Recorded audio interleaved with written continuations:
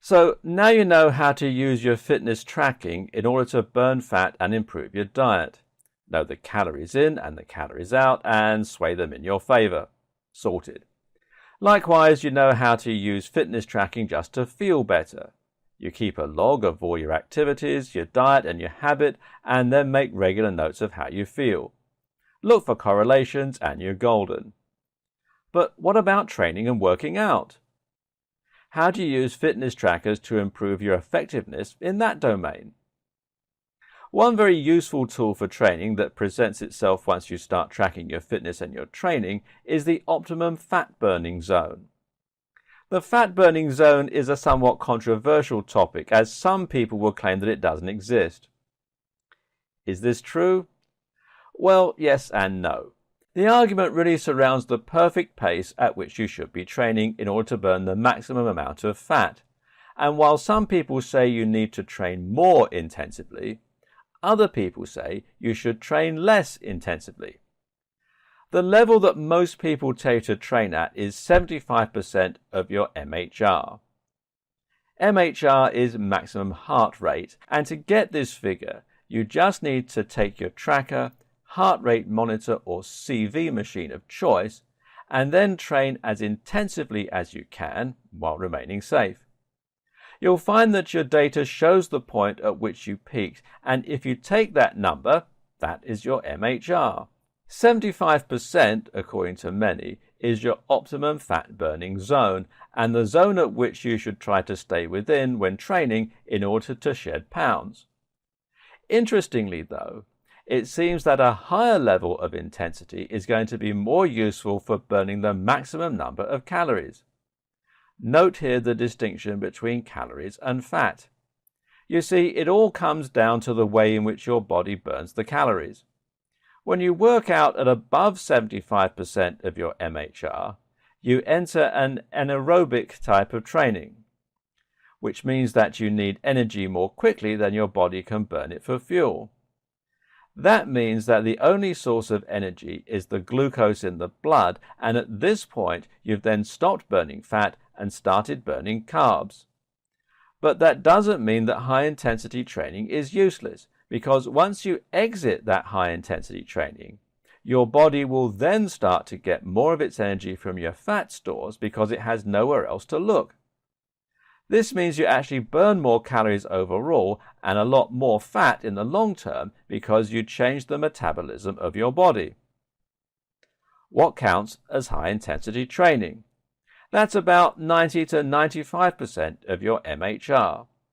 But of course, not everyone is going to want to train at 90 to 95% of their capacity, as it will pose health risks, especially if you're elderly or have heart problems.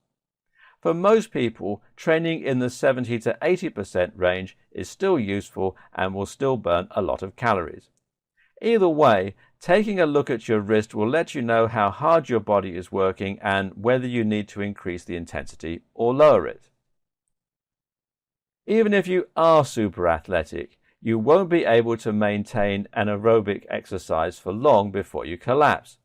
That's why the marathon isn't sprinted by anyone, but rather jogged.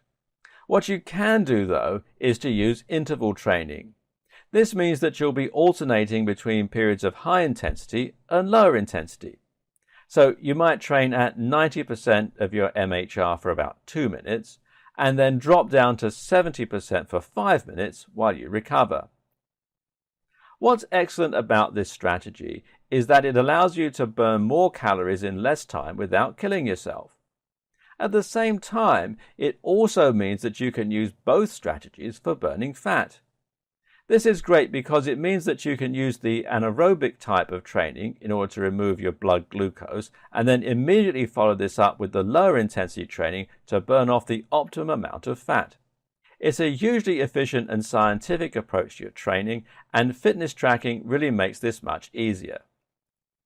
As an added bonus, HIIT also increases the efficiency of your mitochondria. We won't go into this in detail here, but suffice to say that your mitochondria handle your body's ability to utilize glucose for energy. The more you have and the more efficient they are, the more energetic you become and the more fat your body burns. Using these strategies, you can use your fitness tracker in order to improve the efficiency of your workouts and to burn more calories. If you're interested in doing HIIT, then look for a fitness tracker with guided workouts such as the Microsoft Band 2. The Microsoft Band 2 is particularly great for this because it includes some workouts for HIIT, etc. that will talk you through the training as you're doing it. This means you know exactly when to increase the tempo and when to lower it, and you're never left guessing. You can even find programs over the course of several weeks, almost like having a personal trainer right there with you. But what if you're less interested in burning calories and more interested in building muscle or improving your athletic performance? Guided workouts can help a ton with this too, and can teach you the right techniques to use, such as drop lifts and supersets, while at the same time encouraging the correct form on things like the deadlift. As mentioned, there's also the Atlas Fitness Tracker that promises to be able to monitor your actual technique and reps and sets,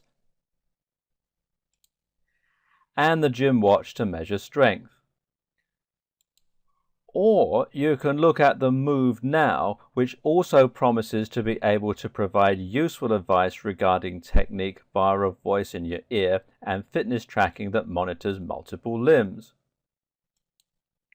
Another option is to use Xbox Fitness, which will use the Kinect on Xbox One to analyze your actual movements and potentially even combine this information with data from the Microsoft Band 2. As mentioned though, simply keeping track of your regime and monitoring improvements in your strength can go a long way to telling you whether your current techniques and programming are working. Another vitally important metric or readout that your trackers should offer you relating to your training is your recovery. The best trackers, and especially those designed with running in mind, will be able to tell you exactly how long you need to rest before you can train again. If you do a particularly intense workout for, say, 1.5 hours, it might recommend you wait a few days. Heed this warning. This is one of the biggest things that a lot of people get wrong when starting out in the gym. They train super hard for 5 days a week and they don't give their bodies time to recover. Remember, this is very often straight off the back of doing nothing. Unsurprisingly, they reach burnout pretty quickly, which is more technically known as overtraining. At that point, they then find themselves unable to make it to the gym at all anymore, and they see all of their enthusiasm fade. Slow and steady wins the race. Listen to this recommendation.